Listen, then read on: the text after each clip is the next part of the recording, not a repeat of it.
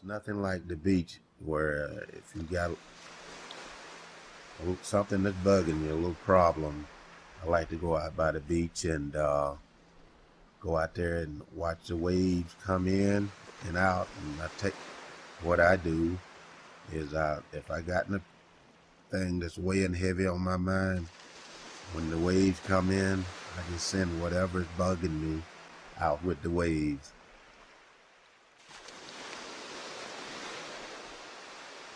And so when I leave the beach or the water, I always feel better.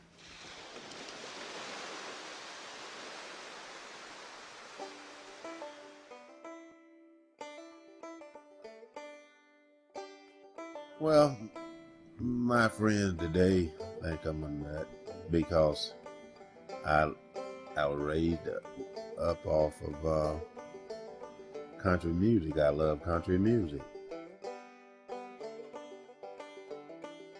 My name is Herman Johnson. My age is 51, and I'm maintenance support for a new college fitness center. Yes, I was born in a small town in Georgia, Eastman, Georgia. It's 50 miles south of Macon, Georgia. And I grew up on a farming. And I went to attend high school at Dodge County High. And the name of our football team was the Dodge County Indians. And I played football there, high school football. And I was offensive and defense tackler. I stayed on the field. So, well, it's 10 boys and 5 girls, all from the same mother and father. And so I grew up in old wooden home, something like Little House on the Prairie. I don't know if you're familiar with that show, but I grew up like that. My dad, he was a farmer. My mother, she used to keep houses. And I always followed my dad around. All of us did. And we all farmed. We know all about that. I didn't make it through high school.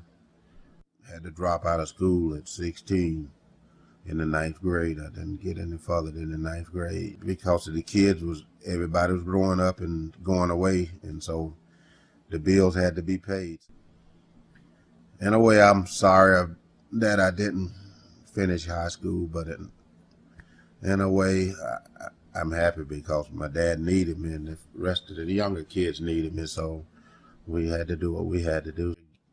I don't know if you ever heard the old saying, getting up with the chickens, and that's what time you got up to, you get up with the chickens to farm. Let me tell you, at the end of the day, you did a day's work, but I used to farm peanuts.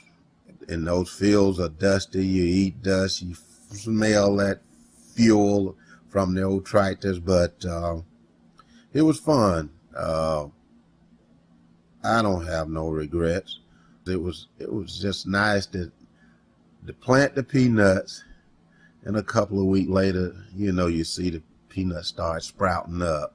Started farming with my dad, and up until I was about 17, 18, then I'm like, it's time to make a change. So I came here to Florida.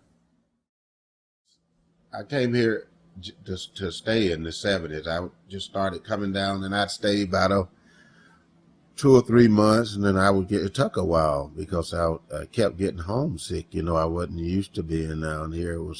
It was fast.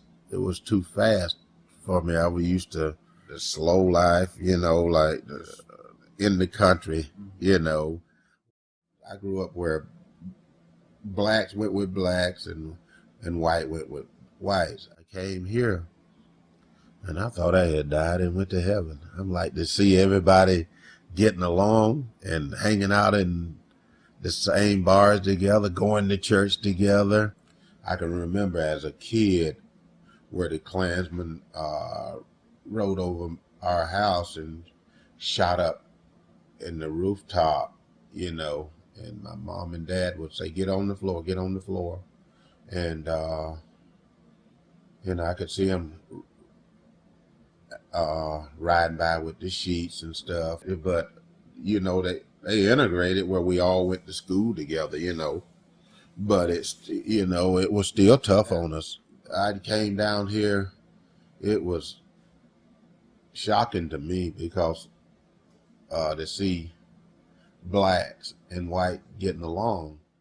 My first job I ever had here was out on I think it's 10th Street, the Hyatt house, and I worked there for like 3.5 years, all the way up to I think the 20 stories, and I worked there on that high riser for like 3.5 years, and then on from there to marble.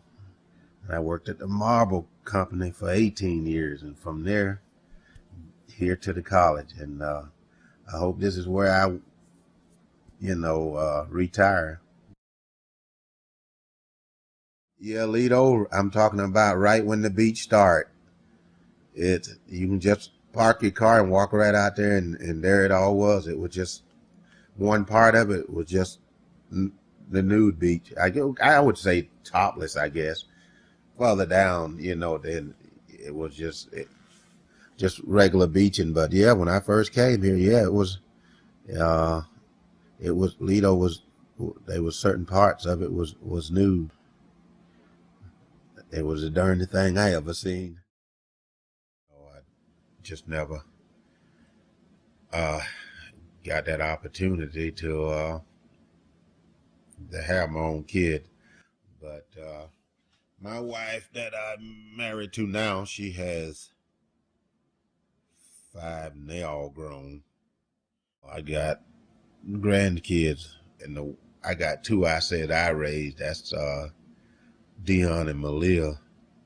Dion, he's 14 now, and Malia's she's 15. I was there in the hospital when they was born.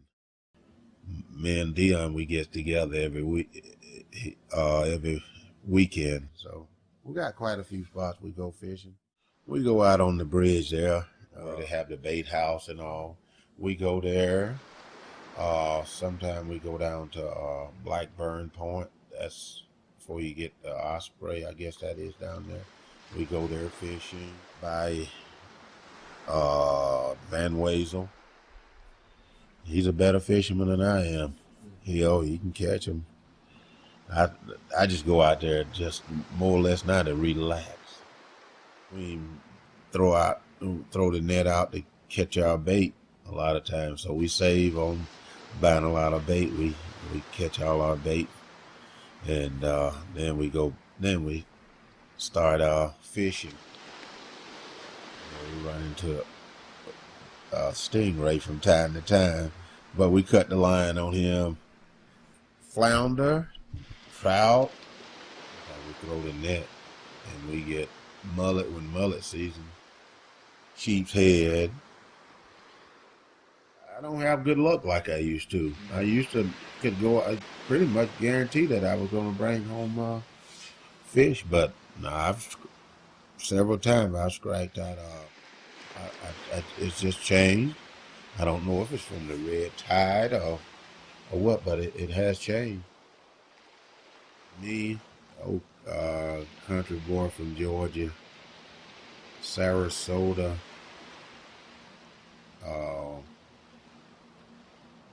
Made a lot of changes for me. There was things that I wanted to do, but when I came to, it was like things I wanted and I couldn't have in Georgia, where Florida made it possible for me. And I used to want things and I couldn't have them there. I have my ups and downs, but like I said earlier, my good times here in Florida have outweighed my bad times.